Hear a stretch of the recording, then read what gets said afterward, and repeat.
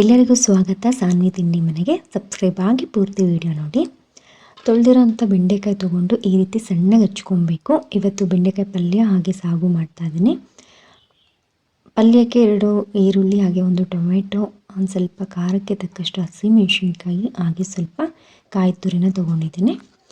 ಈಗ ಫಸ್ಟು ನಾವು ಪಲ್ಯ ಮಾಡೋಕ್ಕೂ ಮೊದಲು ನಾವು ಈ ರೀತಿ ಸಣ್ಣಗೆ ಹಚ್ಚಿರುವಂಥ ಬೆಂಡೆಕಾಯಿನ ಸ್ವಲ್ಪ ಎಣ್ಣೆ ಹಾಕ್ಕೊಂಡು, 1 ಸ್ಪೂನಷ್ಟು ಎಣ್ಣೆ ಹಾಕ್ಕೊಂಡು ನಾವು ಹುರ್ಕೊಬೇಕು. ಯಾಕಂದರೆ ಈ ಬೆಂಡೆಕಾಯಲ್ಲಿ ಸ್ವಲ್ಪ ಅಂಟು ಇರುತ್ತೆ, ಅಂಟಿನ ಅಂಶ. ಹಾಗಾಗಿ ಈ ರೀತಿ ಹುರ್ಕೊಳ್ಳೋದ್ರಿಂದ ಆ ಅಂಟಿನ ಅಂಶ ಹೋದ್ಮೇಲೆ ನಾವು ಪಲ್ಯ ಹಾಗೂ ಸಾಂಬಾರಿಗೆ ಬಳಸ್ಕೊಬೇಕಾಗುತ್ತೆ. ಈ ರೀತಿ ಮಾಡಿದ್ರೇ ಬೆಂಡೆಕಾಯಿ ತುಂಬ ಟೇಸ್ಟಿಯಾಗಿರುತ್ತೆ, ಹಾಗೆ ತಿನ್ನೋದಕ್ಕೂ ತುಂಬ ಚೆನ್ನಾಗಿರುತ್ತೆ. ಈ ರೀತಿಯಲ್ಲಿ ಆ ಅಂಟು ಹೋಗೋ ರೀತಿಯಲ್ಲಿ ಚೆನ್ನಾಗಿ ಹುರ್ಕೊಬೇಕು. ಒಂದು 5 ನಿಮಿಷ ಈ ರೀತಿಯಲ್ಲಿ ಹಚ್ಚಿರೋ ಬೆಂಡೆಕಾಯಿನ ಈ ರೀತಿ ಹುರ್ಕೊತಾ ಇದ್ದೀನಿ. ಪೂರ್ತಿ ವಿಡಿಯೋ ನೋಡಿ ಕೊನೆವರೆಗೂ. ನಾನಿವತ್ತು ಬೆಂಡೆಕಾಯಿ ಬಳಸ್ಕೊಂಡು 2 ರೀತಿಯ ಪಲ್ಯಗಳನ್ನ ಮಾಡ್ತಾ ಇದ್ದೀನಿ. ಒಂದು ಪಲ್ಯ ಹಾಗೆ ಮತ್ತೊಂದು ಸಾಗು ರೀತಿಯಲ್ಲಿ ಬೆಂಡೆಕಾಯಿ ಬಳಸ್ಕೊಂಡು ಯಾವ ರೀತಿ ಮಾಡೋದು ಅಂತ ನೋಡೋಣ. ಈಗ ಮೊದಲು ನಾನು ಪಲ್ಯ ಮಾಡ್ತಾ ಇದ್ದೀನಿ. ಈಗ ಈ ರೀತಿಯಲ್ಲಿ ಒಂದು ಕುಕ್ಕರ್ ತೊಗೊಂಡು ಸ್ವಲ್ಪ ಎಣ್ಣೆ ಹಾಕ್ಕೊಂಡು, ಬಾಣಲಿನಲ್ಲೂ ಮಾಡ್ಬೋದು. ನಾನು ಕುಕ್ಕರ್ ಅಗಲ ಇರೋದ್ರಿಂದ ನಾನು ಈಗ ಕುಕ್ಕರಲ್ಲೇ ಮಾಡ್ಕೊತಾ ಇದ್ದೀನಿ ಪಲ್ಯ. ಒಗ್ಗರಣೆಗೆ ಎಣ್ಣೆ ಕಾದಿದೆ. ಸ್ವಲ್ಪ ಸಾಸಿವೆ ಹಾಕ್ಕೊಂಡು, ಆ ಸಾಸಿವೆ ಚಟಿಪಿಟಿ ಅಂದಿದ ತಕ್ಷಣ ನಾವು ಸ್ವಲ್ಪ ಕಡಲೆಬೇಳೆ ಸೇರಿಸ್ಕೊಂಡು, ಆ ಕಡಲೆಬೇಳೆ ಕೂಡ ಚೆನ್ನಾಗಿ ಕಂದು ಬಣ್ಣ ಆಗೋ ರೀತಿಯಲ್ಲಿ ಚೆನ್ನಾಗಿ ಫ್ರೈ ಮಾಡ್ಕೊಬೇಕು. ಆ ನಂತರ ಸ್ವಲ್ಪ ಕರ್ಬೇವಿನ ಸೊಪ್ಪು ಹಾಕ್ಕೊಬೇಕು. ಹಾಗೆ ಖಾರಕ್ಕೆ ತಕ್ಕಷ್ಟು ಹಸಿಮೆಣಸಿನ್ಕಾಯಿ ಕೂಡ ಹಾಕ್ಕೊಬೇಕು. ಹಸಿಮೆಣಸಿನ್ಕಾಯಿ ಬೇಡ ಅನ್ನೋರು ಖಾರದ ಪುಡಿ ಕೂಡ ಬಳಸ್ಕೊಬೋದು. ಹಾಗೆ ನಾನೀಗ ಹಸಿಮೆಣಸಿನ್ಕಾಯಿ ಬಳಸ್ತಾ ಇದ್ದೀನಿ. ಹಾಗೆ ಸಣ್ಣಗೆ ಹಚ್ಚಿರುವಂಥ ಈರುಳ್ಳಿ ಕೂಡ ನಾವು ಎಣ್ಣೆಯಲ್ಲಿ ಸ್ವಲ್ಪ ಹೊತ್ತು ಫ್ರೈ ಮಾಡ್ಕೊಬೇಕು. ಈ ರೀತಿ ಈರುಳ್ಳಿನ ನಾವು ಎಣ್ಣೆಗೆ ಹಾಕ್ಕೊಂಡು ಚೆನ್ನಾಗಿ ಮಿಕ್ಸ್ ಮಾಡಿಕೊಂಡು ಈ ರೀತಿಯಲ್ಲಿ ಬೇಯಿಸ್ಕೊಬೇಕಾಗುತ್ತೆ. ಅದು ಈರುಳ್ಳಿ ಸ್ವಲ್ಪ ಎಣ್ಣೆಯಲ್ಲಿ ಚೆನ್ನಾಗಿ ಬೇಯಬೇಕು. ಬೆಂಡೆಕಾಯಿ ತುಂಬ ಹೆಲ್ತಿ ವೆಜಿಟೇಬಲ್ ಅಂತಲೇ ಹೇಳ್ಬೋದು. ಮಕ್ಕಳಿಗೆ ಕೆಲವ್ರಿಗೆ ಇಷ್ಟ ಆಗುತ್ತೆ, ಕೆಲವ್ರಿಗೆ ಇಷ್ಟ ಆಗೋಲ್ಲ. ಬಟ್ ಮಕ್ಕಳು ತುಂಬಾ ತಿನ್ನಬೇಕು. ಏಕೆಂದರೆ ಮಕ್ಕಳ ನೆನಪಿನ ಶಕ್ತಿ ಹೆಚ್ಚಾಗುತ್ತೆ. ಹಾಗಾಗಿ ಹೆಚ್ಚು ಬೆಂಡೆಕಾಯಿನ ಬಳಸಬೇಕು. ಕೆಲವರಿಗೆ ಸಾಂಬಾರು ಇಷ್ಟ ಆಗೋದಿಲ್ಲ. ಬಟ್ ಈ ರೀತಿ ಪಲ್ಯಗಳನ್ನ ಹಾಗೆ ಸಾಗು ಮಾಡಿಕೊಟ್ರೆ ಮಕ್ಕಳೆಲ್ಲರೂ ತುಂಬ ಇಷ್ಟಪಟ್ಟು ತಿಂತಾರೆ. ಹಾಗೆ ಸಣ್ಣಗೆ ಹೆಚ್ಚಿರೋಂಥ 1 ಟೊಮೆಟೊನ ತೊಗೊಂಡು ಅದನ್ನು ಕೂಡ ನಾವು ಮಿಕ್ಸ್ ಮಾಡ್ಕೊಬೇಕು. ಮತ್ತು ನಾವು ಬೆಂಡೆಕಾಯಿ ಹುರಿದಿರೋಂಥ ಬೆಂಡೆಕಾಯಿನ ಈಗ ಮಿಕ್ಸ್ ಮಾಡ್ಕೊಂಡು ಚೆನ್ನಾಗಿ ಫ್ರೈ ಮಾಡ್ಕೊಬೇಕು. ಅದು ಎಣ್ಣೆನೆಲ್ಲ ಆಲ್ರೆಡಿ ಹುರಿದಿರೋದ್ರಿಂದ ತುಂಬ ಚೆನ್ನಾಗಿ ಕೂಡ ಬೇಯುತ್ತೆ. ಹಾಗೆ ಅರ್ಧ ಟೀ ಸ್ಪೂನ್ ಅರಿಶಿನ ಪುಡಿ ಮತ್ತು ನಿಮ್ಮ ರುಚಿಗೆ ತಕ್ಕಷ್ಟು ಉಪ್ಪನ್ನು ಆ್ಯಡ್ ಮಾಡ್ಕೊಬೇಕು. ಈ ರೀತಿ ಮಾಡಿಕೊಂಡು ಚೆನ್ನಾಗಿ ಎಲ್ಲ ಮಿಕ್ಸ್ ಮಾಡಿಕೊಡಿ. ಚೆನ್ನಾಗಿ ಎಣ್ಣೆನಲ್ಲೇ ಫ್ರೈ ಆಗಲಿ, ಅದು ಆಗ ತುಂಬ ಟೇಸ್ಟಿಯಾಗಿರುತ್ತೆ. ಆನಂತರ ಸ್ವಲ್ಪ ಧನಿಯಾ ಪುಡಿನ 1 ಸ್ಪೂನಷ್ಟು ಬಳಸ್ತಾ ಇದ್ದೀನಿ. ಹಾಗೆ ಸ್ವಲ್ಪ 1 ಸ್ಪೂನಷ್ಟು ಗರಂ ಮಸಾಲ ಕೂಡ ನಾನು ಆ್ಯಡ್ ಮಾಡ್ಕೊತಾ ಇದ್ದೀನಿ. ಟೇಸ್ಟಿಗೆ ಗರಂ ಮಸಾಲ ಹಾಕ್ಕೊತಾ ಇದ್ದೀನಿ, ತುಂಬ ಚೆನ್ನಾಗಿರುತ್ತೆ. ಹಾಗಾಗಿ ನಾನು ಬಳಸ್ತಾ ಇದ್ದೀನಿ. ಹಾಗೆ ತುರಿದಿರೋಂಥ ಹಸಿ ಕಾಯಿ ತುರಿಯನ್ನು ಸ್ವಲ್ಪ ಹಾಕ್ಕೊತಾ ಇದ್ದೀನಿ. ಕಾಯಿ ಸ್ವಲ್ಪ ಹೆಚ್ಚಾಗಿ ಹಾಕೋದ್ರಿಂದ ತುಂಬ ಟೇಸ್ಟಿಯಾಗಿ ಕೂಡ ಇರುತ್ತೆ. ಕಾಯಿನ ಹಾಕ್ಕೊಂಡು ಅದೆಲ್ಲ ಪೂರ್ತಿಯಾಗಿ ಮಿಕ್ಸ್ ಮಾಡಿಕೊಂಡು ಚೆನ್ನಾಗಿ ಫ್ರೈ ಮಾಡ್ಕೊಬೇಕಾಗುತ್ತೆ. ಈ ರೀತಿಯಲ್ಲಿ ಪಲ್ಯ ಪ್ರಿಪೇರ್ ಆಗುತ್ತೆ. ಸ್ವಲ್ಪ ನಾನಿವತ್ತು ಪಲ್ಯಕ್ಕೆ ಚಪಾತಿ ಪ್ರಿಪೇರ್ ಮಾಡ್ಕೊತಾ ಇದ್ದೀನಿ. ಹಾಗೆ ಸ್ವಲ್ಪ ಶುಂಠಿ ಬೆಳ್ಳುಳ್ಳಿ ಪೇಸ್ಟ್ ಕೂಡ ಸ್ವಲ್ಪ ಹಾಕ್ಕೊತಾ ಇದ್ದೀನಿ, ಟೇಸ್ಟಿಗೆ ತುಂಬ ಚೆನ್ನಾಗಿರುತ್ತೆ ಅಂತ. ಇದು ಗಟ್ಟಿಯಾಗಿಯೇ ಇರಲಿ. ಸ್ವಲ್ಪ ನೀರು ಹಾಕ್ಕೊಂಡು ಸ್ವಲ್ಪ ಹಾಗೆ ಫ್ರೈ ಮಾಡ್ಕೊಬೇಕಾಗುತ್ತೆ. 1 ನಿಮಿಷ ಒಂದು ಪ್ಲೇಟ್ ಮುಚ್ಕೊಂಡು ಈ ರೀತಿಯಲ್ಲಿ ಹಬೆನಲ್ಲಿ ಕೂಡ ಚೆನ್ನಾಗಿ ಬೇಯಿಸ್ಕೊಳ್ಳಿ. ಈ ರೀತಿ ಪಲ್ಯ ಪ್ರಿಪೇರ್ ಆಯಿತು. ಹಾಗೆ ಚಪಾತಿ ಕೂಡ ರೆಡಿ ಮಾಡ್ಕೊತಾ ಇದ್ದೀನಿ. ಪಲ್ಯ ಇದು ರೊಟ್ಟಿಗೂ ಚಪಾತಿಗೂ ಹಾಗೂ ದೋಸೆಗೂ ತುಂಬ ಚೆನ್ನಾಗಿರುತ್ತೆ. ಹಾಗೆ ನೆಕ್ಸ್ಟ್ ಸಾಗು ರೆಸಿಪಿ ಕೂಡ ನಾನು ಮಾಡ್ತಾ ಇದ್ದೀನಿ. ಅದು ಸ್ವಲ್ಪ ಡಿಫ್ರೆಂಟಾಗೇ ಇರುತ್ತೆ. ಪೂರ್ತಿ ವಿಡಿಯೋ ನೋಡಿ. ಹಾಗೆ ಪೂರ್ತಿ ವಿಡಿಯೋ ನೋಡಿದ ನಂತರ ಎಲ್ಲರೂ ಕೂಡ ಲೈಕ್ ಮಾಡಿ, ಹೊಸಬ್ರು ಸಬ್ಸ್ಕ್ರೈಬ್ ಆಗಿ ಪೂರ್ತಿ ವಿಡಿಯೋ ನೋಡಿ. ಪಲ್ಯ ಈ ರೀತಿ ಪ್ರಿಪೇರ್ ಆಯಿತು. ಹಾಗೆ ಚಪಾತಿ ಜೊತೆ ಟೇಸ್ಟ್ ಮಾಡಿದ್ವಿ. ಈಗ ಸಾಗು ಯಾವ ರೀತಿ ಮಾಡೋದು ಅಂತ ನೋಡ್ಕೊಳ್ಳೋಣ ಬನ್ನಿ. ಸ್ವಲ್ಪ ಹಸಿ ಕಾಯಿ ತುರಿ, ಹಾಗೆ 1 3 ಬ್ಯಾಡಗೆ ಮೆಣಸಿನ್ಕಾಯಿ, ಕಲರಿಗೆ ಬ್ಯಾಡಗೆ ಮೆಣಸಿನ್ಕಾಯಿ ಬಳಸ್ತಾ ಇದ್ದೀನಿ. ಈ ರೀತಿಯಲ್ಲಿ.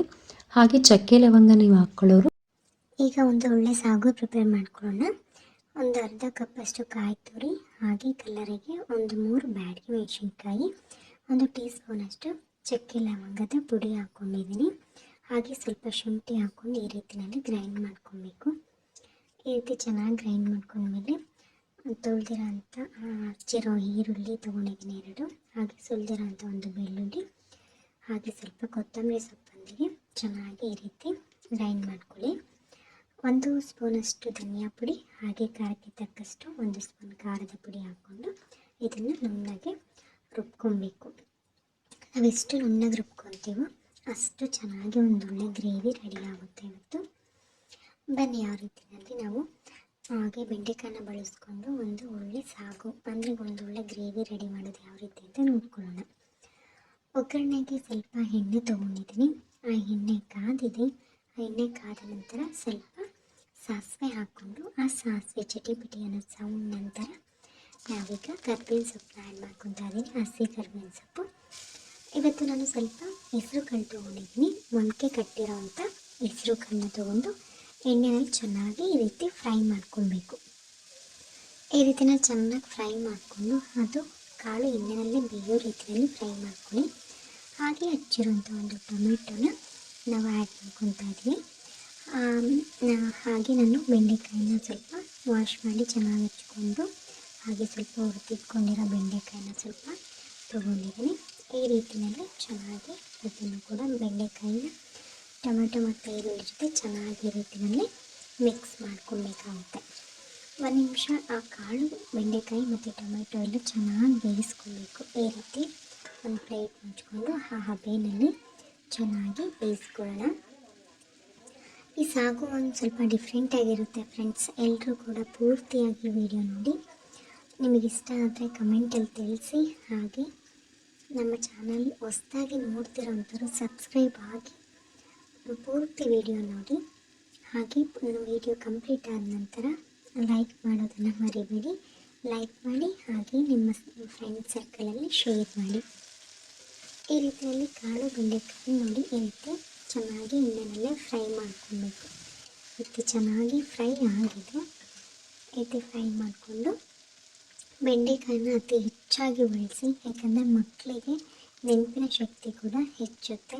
ಹಾಗಾಗಿ ಬೆಂಡೆಕಾಯಿನ ಈ ರೀತಿಯಲ್ಲಿ ಪಲ್ಯ ರೂಪದಲ್ಲಿ ಮಕ್ಕಳಿಗೆ ಅತಿ ಹೆಚ್ಚಾಗಿ ಕೊಡಿ ಅಂತ ಹೇಳೋಕ್ಕೆ ಇಷ್ಟಪಡ್ತೀನಿ. ಆಗಲೇ ರುಬ್ಬಿದಂಥ ಮಿಶ್ರಣನ ಈ ರೀತಿಯಲ್ಲಿ ನಾವು ಹಾಕ್ಕೊಂಡು ಅದನ್ನು ಕೂಡ ಚೆನ್ನಾಗಿ ಫ್ರೈ ಮಾಡ್ಕೊಬೇಕು. ಮಸಾಲೆ ಗಟ್ಟಿ ಇರೋದ್ರಿಂದ ಸ್ವಲ್ಪ ನೀರನ್ನು ಆ್ಯಡ್ ಮಾಡಿಕೊಂಡು ನಾವು ಗ್ರೇವಿ ಥರ ಚೆನ್ನಾಗಿ ಫ್ರೈ ಮಾಡ್ಕೊಬೇಕು.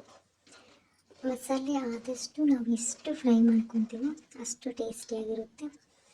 ಪೂರ್ತಿ ವಿಡಿಯೋ ನೋಡಿ ಯಾವ ರೀತಿ ಈ ಸಾಗು ಆಗುತ್ತೆ ಅನ್ನೋದನ್ನು ನೋಡೋಣ.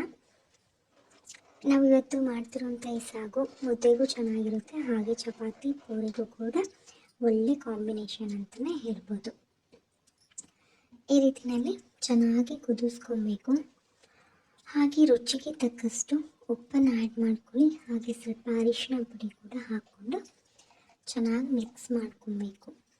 ಈ ರೀತಿಯಲ್ಲಿ ಇನ್ನು 1-2 ನಿಮಿಷ ಆ ಕಾಳು ಬೇಯೋವರೆಗೂ ನಾವು ಚೆನ್ನಾಗಿ ಫ್ರೈ ಮಾಡ್ಕೊಬೇಕು. ಈ ರೀತಿಯಲ್ಲಿ ನಾವು ಚೆನ್ನಾಗಿ ಏಗಿಸ್ಕೊಬೇಕು. ಈ ರೀತಿ ಏಗಿಸ್ಕೊಳ್ಳೋದ್ರಿಂದ ತುಂಬ ರುಚಿಯಾದ ಸಾಗು ಪ್ರಿಪೇರ್ ಆಗುತ್ತೆ. ಕಾಳು ಹೆಸ್ರು ಕಾಳು ಬಳಸೋದ್ರಿಂದ ಈಗ ಬೇಸಿಗೆ ಕಾಲ ಬೇರೆ ತಂಪಾಗಿರುತ್ತೆ. ಆದಷ್ಟು ತಂಪು ಪದಾರ್ಥಗಳನ್ನ ಸೇರಿಸಿ. ಬಿಸಿಲು ತುಂಬಾ ಇದೆ ಈಗ, ಆಗಲೇ ಬಿಸಿಲು ಜಾಸ್ತಿನೇ ಆಗಿದೆ. ಈ ರೀತಿಯಲ್ಲಿ ಚೆನ್ನಾಗಿ ಫ್ರೈ ಮಾಡಿಕೊಂಡು ಚೆನ್ನಾಗಿ ಏಗಿಸ್ಕೊಬೇಕು. ಕಾಳು ಪೂರ್ತಿಯಾಗಿ ಬೇಯೋವರೆಗೂ ಈ ರೀತಿಯಲ್ಲಿ ಒಂದೊಳ್ಳೆ ಸಾಗು ಪ್ರಿಪೇರ್ ಆಯಿತು. ಓಕೆ, ಎಲ್ರಿಗೂ ಇಷ್ಟ ಆದರೆ ಶೇರ್ ಮಾಡಿ, ಲೈಕ್ ಮಾಡಿ, ಕಮೆಂಟ್ ಮಾಡಿ. ನೆಕ್ಸ್ಟ್ ಹೊಸ ರುಚಿನಲ್ಲಿ ಭೇಟಿ ಆಗೋಣ.